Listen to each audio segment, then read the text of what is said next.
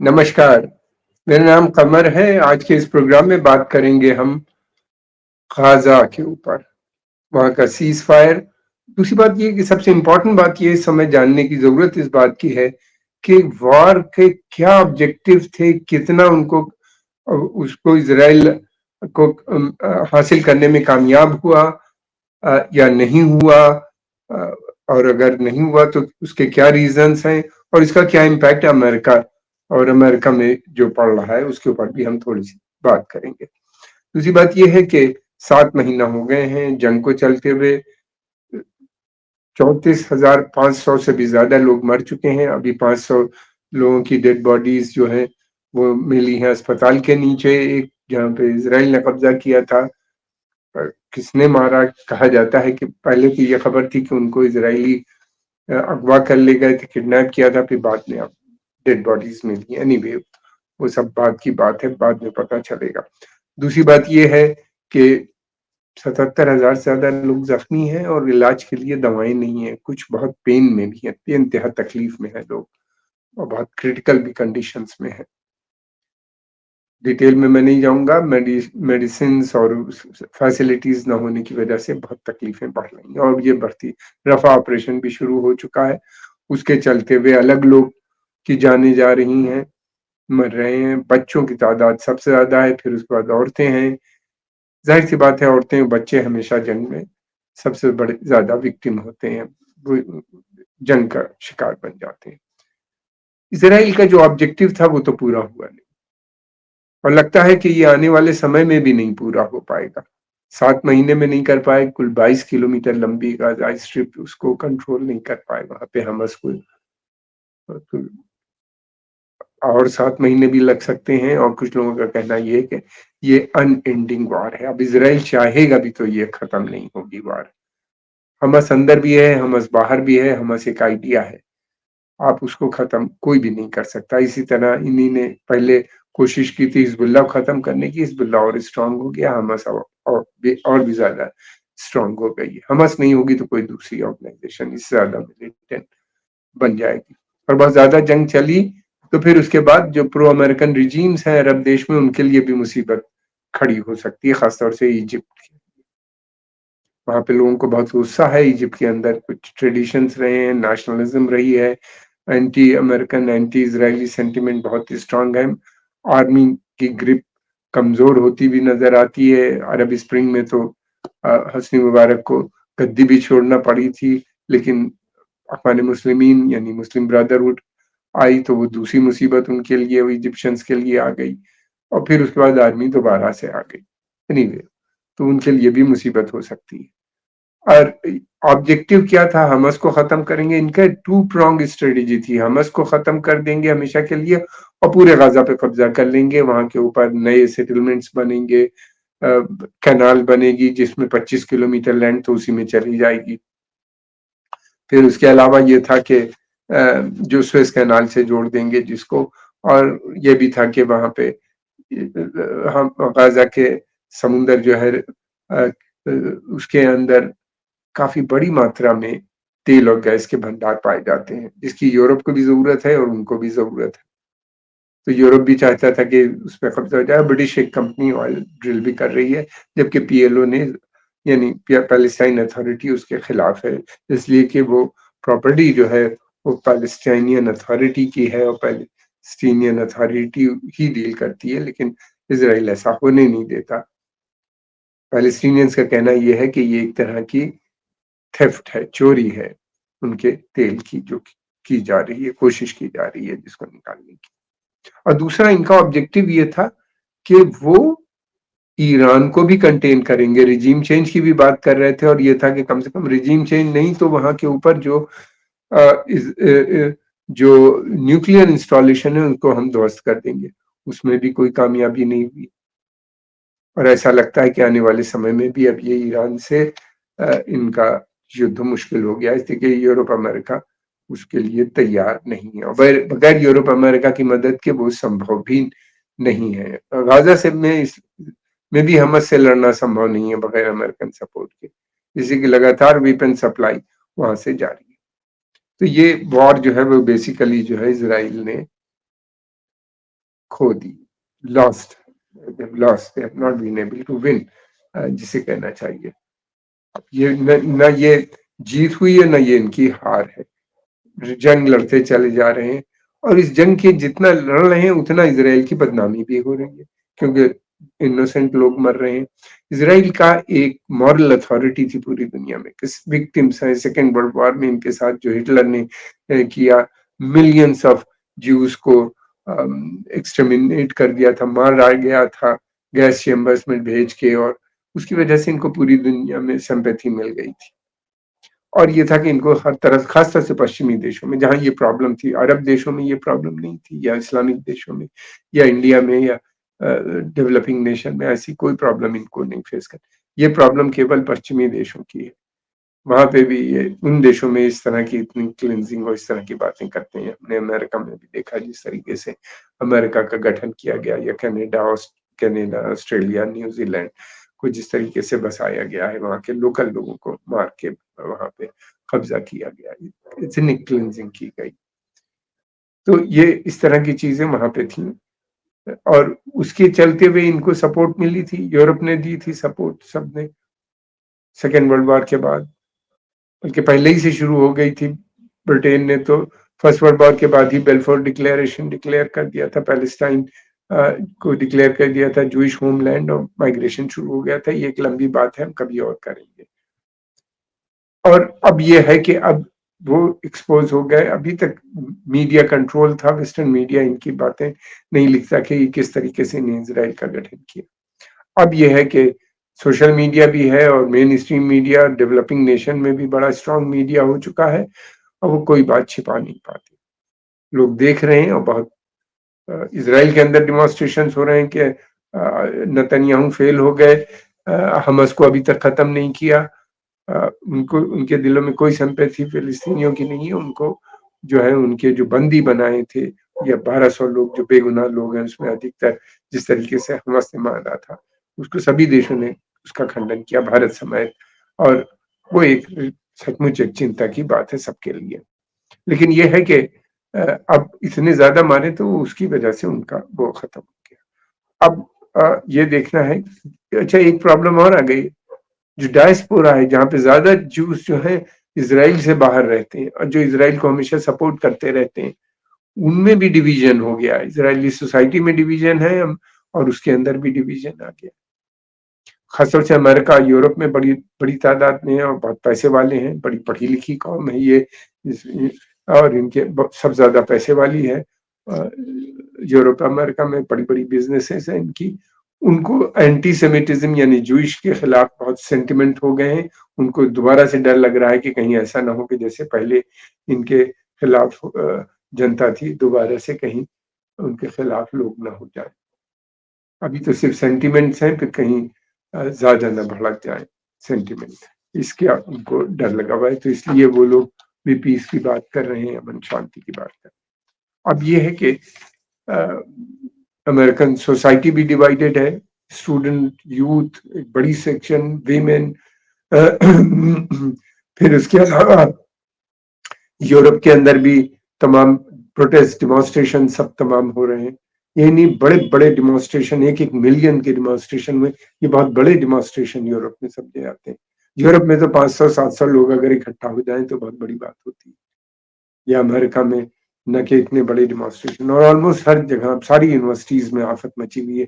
सैकड़ों लड़कों को अरेस्ट किया, जैसे जैसे लड़कों को अरेस्ट कर रहे हैं वैसे वैसे प्रॉब्लम भी बढ़ती हुई चली जा रही है। अब ये देखना है कि इजराइल की पॉलिसी में जब तक ये पॉलिटिकल सिस्टम है, ये पॉलिटिकल सिस्टम में चेंज नहीं आएगा, तब तक कोई इजराइल की जो सियासत है उसमें भी चेंज नहीं आ सकता। इसलिए कि जो पॉलिटिकल सिस्टम इवॉल्व किया है उन लोगों ने, वो इसलिए किया गया है कि जो ऑक्यूपेशन है, जो जमीनें 67 की वॉर में जिसके ऊपर कब्जा किया था अरब लैंड, उसको उनका कब्जा बना रहे। ये सिस्टम ऐसा है, ये ऑक्यूपेशन को बनाए रखने के लिए बनाया गया। इसमें जब भी कोई टू स्टेट सोल्यूशन या इस तरह की बात करता है, तो कोई एक रेडिकल ग्रुप जो होता है, फार राइट ग्रुप होता है, वो अपनी सपोर्ट विदड्रॉ कर लेता है, और गवर्नमेंट कोलैप्स हो जाती है। इसीलिए सबसे ज़्यादा वहाँ इलेक्शन होते हैं। जब उनके ऊपर प्रेशर आता है इज़राइल के ऊपर, यूरोप, अमेरिका, तो ये बात करने लगते हैं, फिर गवर्नमेंट गिर जाती है, फिर 6 महीने के बाद नई गवर्नमेंट बनती है, वो नई गवर्नमेंट फिर फार राइट गवर्नमेंट पे डिपेंडेंट रहती है और हमें समझ में नहीं आता कि कौन फार राइट है, कौन लेस राइट है, कौन क्या है, सब उनके यहाँ। अधिकतर लोग तो जो पॉलिसी फार राइट वाले अडॉप्ट करते हैं, वो ओपनली बात करते हैं, वही पॉलिसी लेबर पार्टी ने भी की थी और दूसरे लोगों ने भी की थी। ये सारा जो सेटलमेंट पॉलिसी है लेबर पॉलिसी की देन है, जिसको कि लिबरल, सेकुलर और पता नहीं क्या-क्या कहा जाता है। तो अब ये देखना है कि ये किस तरीके से डील करते हैं। इसलिए कि एक चीज़ तो हमास ने इनको बुरी तरीके से एक्सपोज़ कर दिया है पूरी दुनिया में, हमास के इस ऑपरेशन ने। अब ये है कि ये ये भी तय हो गया कि टू स्टेट सॉल्यूशन ही होगा और ये भी तय है कि टू स्टेट सॉल्यूशन वही एक्सेप्टेबल होगा जिसमें ये सारी ज़मीनों पे जो कब्ज़ा किया है जब तक उससे विथड्रॉ नहीं करेंगे। ये बातें भी तय हो गई हैं। भले अरब गवर्नमेंट माने या ना माने, लेकिन ये जो एक एजेंडा सेट हुआ है इस वॉर में, वो चलता रहेगा और ये भी तय हो लगता है कि ये जंग भी नहीं रुकेगी। कंट्रीज, मुल्क की आर्मीज भला मान जाए, मगर हमास, हिजबुल्ला, हूती और फिर उसके बाद शिया मलेशिया इराक में, ये नहीं मानने वाले।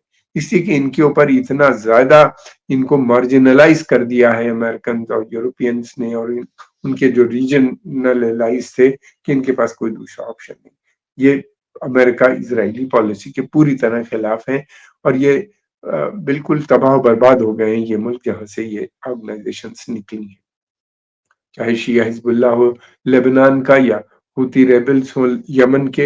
यमन की जो हालात हैं उनको देखते हुए नहीं लगता और अगर ये भी चांसेस हैं कि ये फैला भी सकते हैं, इनकी इतनी शक्ति है कि ये सऊदी अरेबिया या दूसरी जगह के भी अमन शांति को भंग कर सकते हैं। ऐसा ना करें तो ज्यादा बेहतर होगा, इसलिए कि सबका प्रेशर है, ईरान भी नहीं चाहता कि ऐसा हो।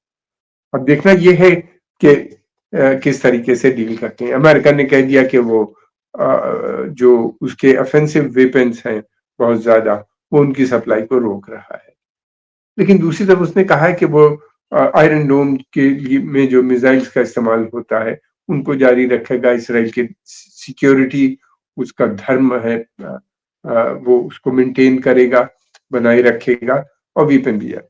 ये कहने की बातें हैं, वेपन उनके पास काफी इकट्ठा हो चुके हैं इसराइल के पास। गाजा में रफा ऑफेंसिव में कितने वेपन्स की जरूरत है, उनका जैसे जी चाहे वो इस्तेमाल कर सकते हैं। इसराइल ना केपेबल है उनका इस्तेमाल करने।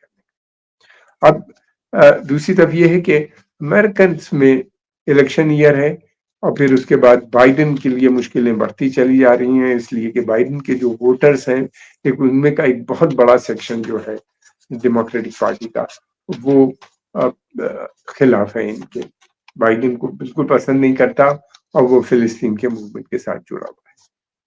दूसरी एक बहुत इंपॉर्टेंट बात ये भी है कि जो स्टूडेंट्स मूवमेंट खड़ा हुआ है, ये बड़े एलीट यूनिवर्सिटीज का है। अगले आने वाले 10 साल में अमेरिकन पॉलिसीज को यही डिटरमिन करेगा, यही बड़ी पोजीशंस में होगा, इसी में से बड़े प्रेसिडेंट, प्राइम मिनिस्टर, प्रेसिडेंट वगैरह निकलेंगे यहाँ भी और यूरोप के अंदर भी। तो एक पॉलिसी जो यूरोप की है वो धीरे धीरे मैं समझता हूँ कि लाजिम है बदलना, उसको रोकना बड़ा मुश्किल काम होगा। ये प्रोसेस जो ट्रिगर किया है ये आने वाले में, ये बहुत समय से चल रहा था। पहले एकेडमिक बाइकआउट था इसराइल का, बहुत सी चीजों को लेकर था।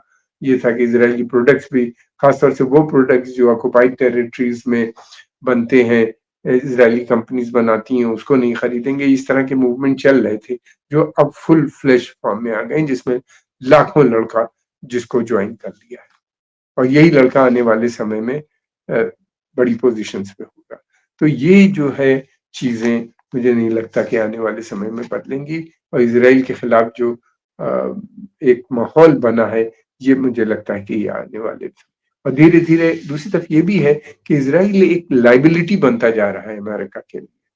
ये मैं अपनी बात नहीं कह रहा हूँ, ये बहुत से लोग कह रहे हैं। अभी तक ये था कि इसराइल जो था वो अमेरिकन इंटरेस्ट को प्रोटेक्ट करता था, अमेरिका को अपनी आर्मी नहीं भेजनी पड़ती थी और अमेरिका का प्लान जो था वो ये था कि वेस्ट एशिया से विथड्रॉ करेगा और वहां पे इसराइल जो है उनको सिक्योरिटी प्रदान करेगा। ये ऑयल प्रोड्यूसिंग कंजर्वेटिव गल्फ जो कंट्रीज हैं, देश हैं, जिसमें Saudi Arabia, UAE, Qatar, Bahrain, Oman, ये सारे देशों को वही सप्लाई सिक्योरिटी देगा। सिक्योरिटी किसके खिलाफ? ईरान। उनको थ्रेट सबसे ज़्यादा ईरान से था।